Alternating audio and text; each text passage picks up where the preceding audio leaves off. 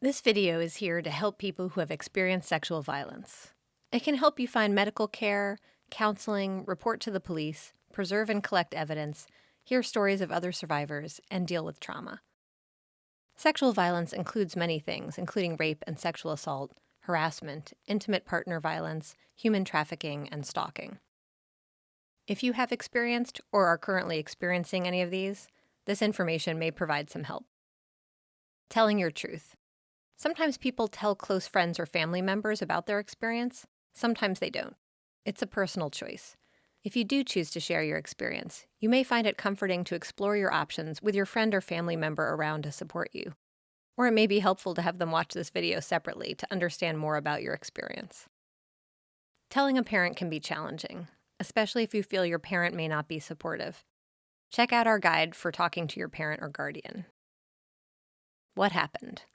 You may still be trying to make sense of what has happened. There are many ways that people process and deal with trauma. Emotions may be strong or barely there. You may be angry, confused, sad, in denial, or practical, and you may alternate between different feelings. You may feel nothing at all. Every person is different. It's important for you to know that this was not your fault. Only the perpetrator is to blame, and you are not alone. More than 350,000 people are sexually assaulted in the United States each year, and some communities are targeted more frequently than others. Your rights. Unfortunately, sexual violence is as old as human history, but today's laws give specific rights to victims of sexual violence. Your rights include the right to be treated with fairness, dignity, and respect throughout the criminal justice process, the right to report an incident of sexual violence to the police, the right to receive a medical forensic exam free of charge, the right to confidentiality when communicating with a victim advocate, the right to be informed of available local services, including crisis intervention services, health resources, legal resources, mental health services, rehabilitative services, social services, victim assistance services, and the Violent Crimes Compensation Fund. The right to request HIV/AIDS testing. And in most states, you have the right to request a protective order to ensure your safety. Protective orders are court-ordered documents that require the person named in the order to stay a certain distance away from the person seeking the order and to have no contact with them. Reporting the crime. If you want to report your experience to the police or think you might want to report it later, you can get a free medical forensic exam. Sometimes there is physical evidence on the victim of sexual violence that can be collected, analyzed, and used to build a case against the perpetrator. In most states, if the assault happened within the last 96 hours, and sometimes up to 5 days later, there's a good chance of collecting evidence.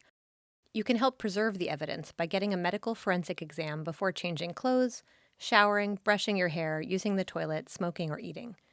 If you've already done some of these things, more than 96 hours has passed, or you're not sure when the assault happened, that's okay. A medical forensic exam may still be useful. It's also important to receive medical care. Even if you don't think you were injured, it's a good idea to get evaluated. Your care provider can check for injuries that you might not be aware of, provide emergency contraception within 72 hours if necessary, and give you medication that will reduce your risk of getting a sexually transmitted infection. They can also help you access counseling and other services. These are compassionate people, and their job is to help you to have the best possible outcome. They are on your side. Communications between an adult victim and most victim advocates or their personal lawyer are confidential.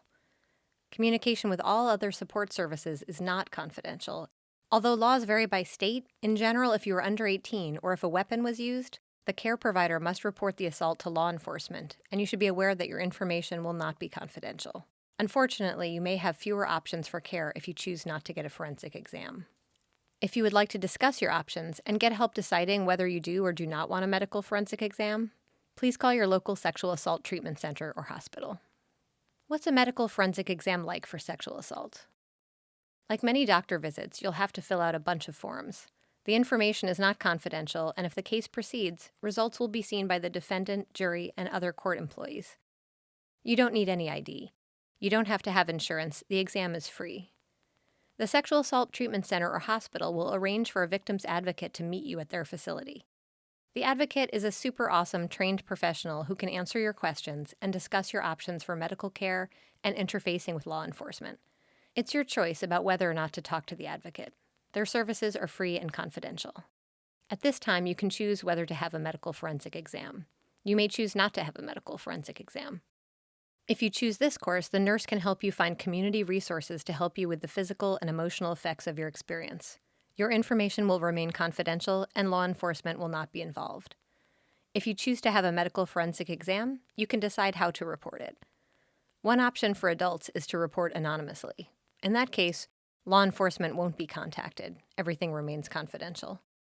Or, you may want to report the crime to law enforcement.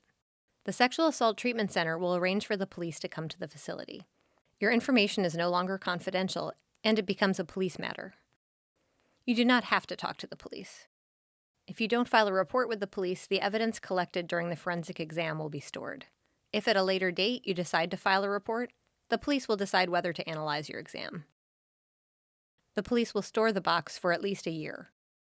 What are the parts of the exam? A nurse will ask you to go over what happened. You can answer whichever questions you feel comfortable with. Remember that you can feel free to decline any part of the exam you want.